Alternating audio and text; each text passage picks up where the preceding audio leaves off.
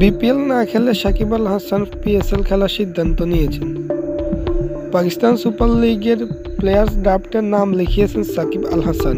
একটি video post করে tiger allrounder ড্রাফটের নাম দেওয়ার বিষয়টি নিশ্চিত করেছে টুর্নামেন্ট কর্তৃপক্ষ। আন্তর্জাতিক টি-20 থেকে অপশন নিয়েছেন সাকিব।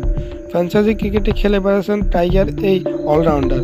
তবে সম্প্রতি তার বোলিং অ্যাকশন নিষিদ্ধ হয়েছে, যার কারণে প্রতিযোগিতামূলক ম্যাচে বোলিং করতে পারছেন না সাকিব আল হাসান। শুধুমাত্র ব্যাটার হিসেবে খেলছেন তিনি। সবশেষ লঙ্কার টি10 গল মার্বেলসের হয়ে খেলেছেন সাকিব। সেখানে বেশ ভালো করেছেন টাইগারের অলরাউন্ডার। তার আগে আবুধাবি টি10ও খেলেছেন সাকিব।